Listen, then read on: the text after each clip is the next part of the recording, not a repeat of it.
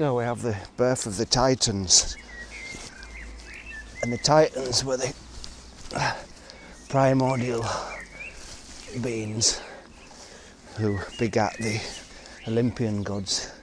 So they were big guys in the picture, but they were so primordial, so powerful that we can't even perceive their power. And I think that's an allegory, an allegory, metaphor for the time of the universe developing. And they say that Uranus, which is heaven, and Gaia, which is earth, got on down, did some humpy pumpy, and they gave birth to the Titans, 12 Titans, and a few handfuls of monsters, 3 Cyclopses, and the Hecatoneers, that was the 100-handed monsters. But we'll stick with Kronos at the moment. So Gaia gave birth to all these Titans, and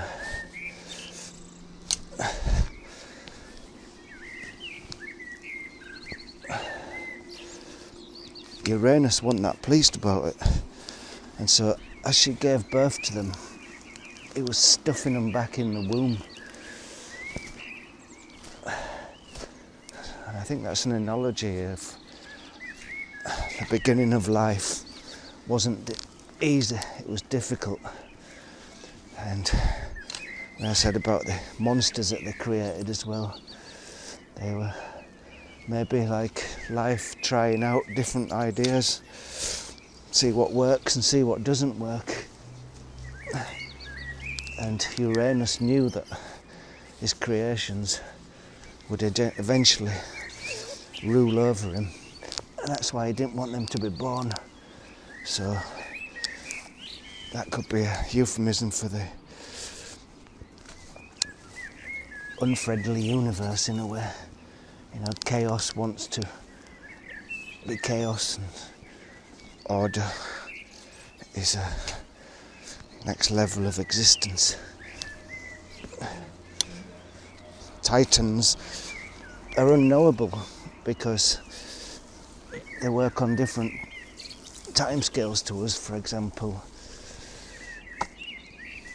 planets being born, stars coalescing out of dust clouds, primordial energy, and for us that's super dangerous, radiation, instant death, not good to life, unfriendly from life. So Uranus was stuffing these kids back up into the womb of Gaia, and she's getting a bit sick of it. She's giving birth to all these Titans, and he's stuffing them all back in again. And so the youngest of the Titans, which is Kronos, god of time, he got stuffed back in, and Gaia gave him a little sickle, so a little knife. And next time Uranus came to have it away with Gaia, Kronos was waiting inside the womb with his little blade.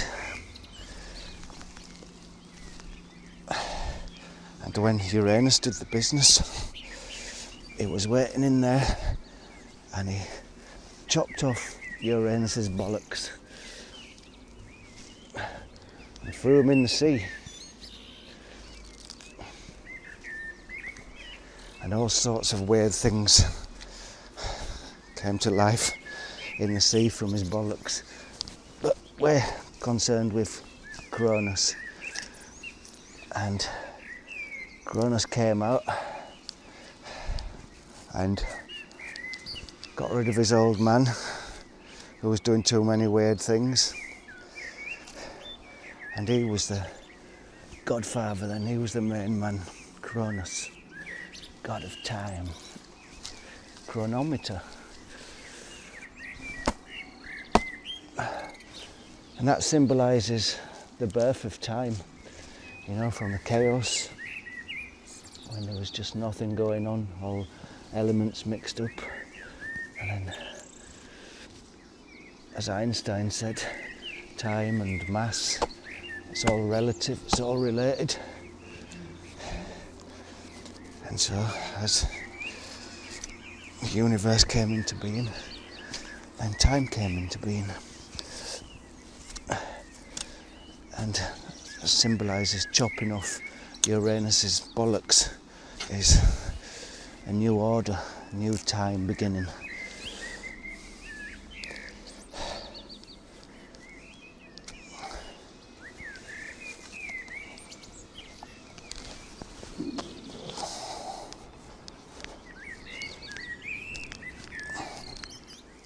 So if you like, the laying of Uranus and Gaia was the original Big Bang, which the Greeks do take it all to be a family affair, to keep it real. And it's a bit like Coronation Street or Peyton Place, big soap opera with lots of drama and every sort of depravity going on in the story.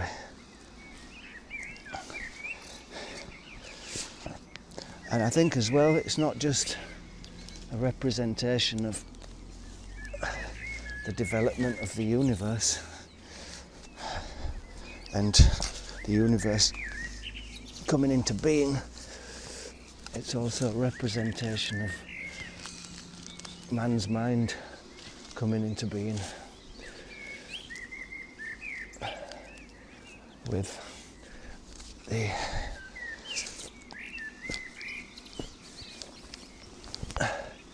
time becoming acknowledged, and that signifies intelligence in a way.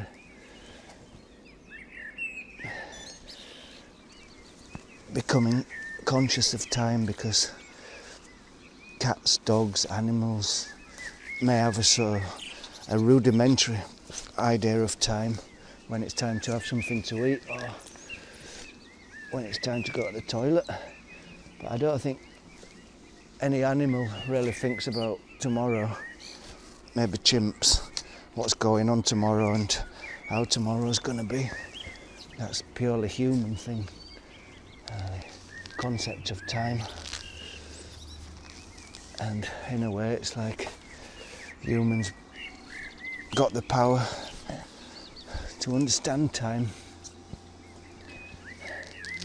And that was the first cutting off of the balls of heaven for intellect. It's not just all indecipherable, it's got some kind of a scale.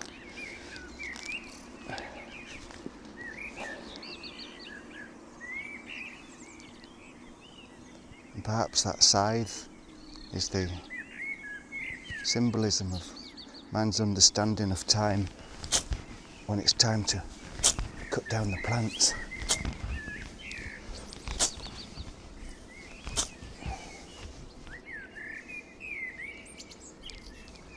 When he first learned about agriculture,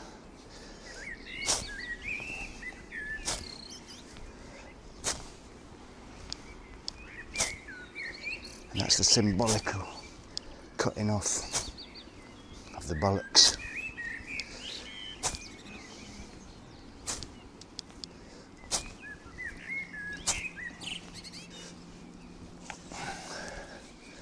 And as man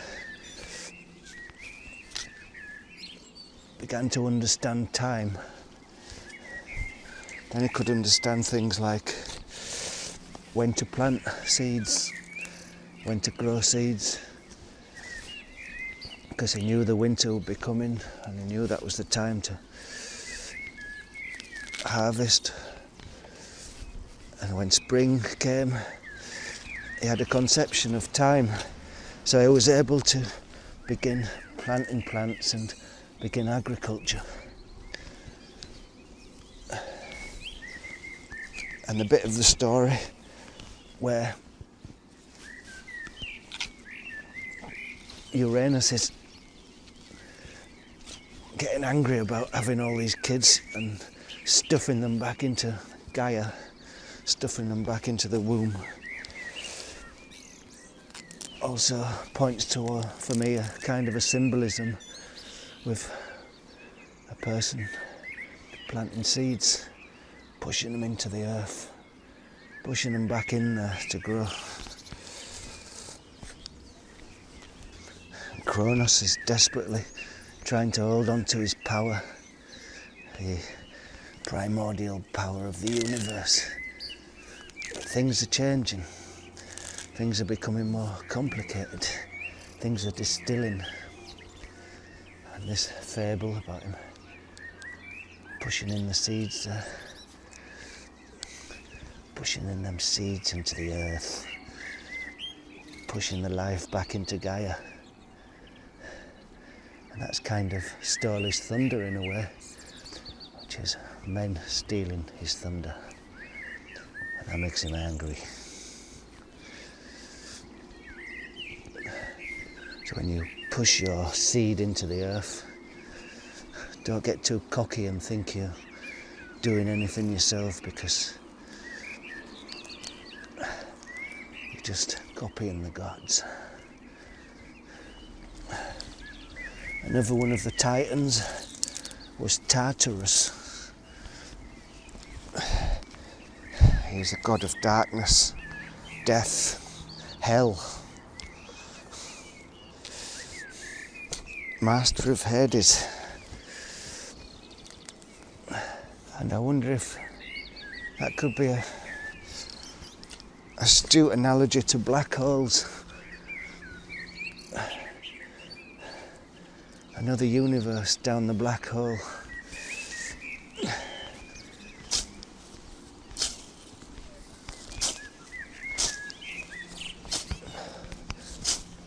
And some of these monsters that Kronos and Gaia produced, the Cyclopses and the Hecatons, they were the hundred-handed monster,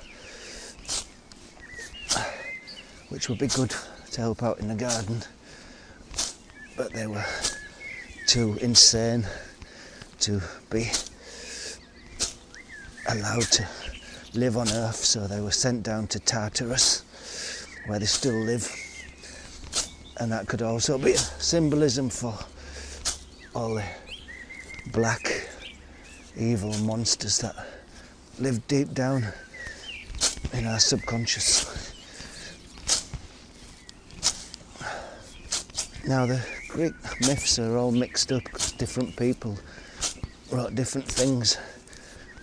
But generally, Kronos was the main man, and he sent Uranus down to Tartarus as well, because he wanted to be the boss. He was the dog's bollocks because he'd cut off Uranus's knackers.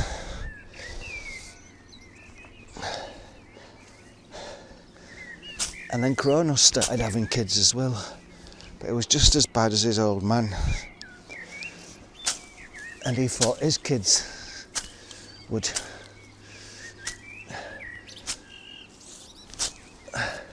kill him as well when he gets older, which they would.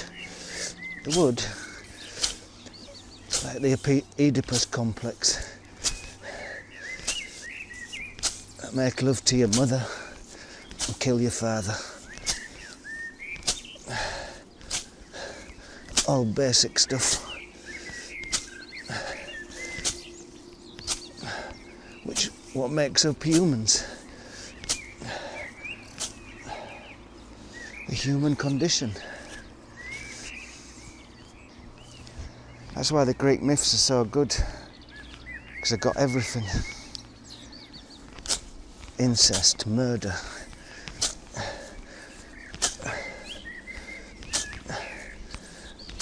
everything you can think of.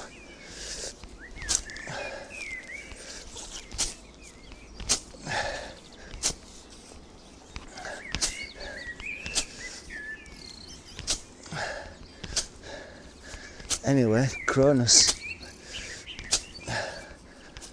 had his way with his mum, Gaia. I think it was Gaia anyway. And the next level of existence comes along, which is the Olympians. And Apollo gets born. And what does Apollo do?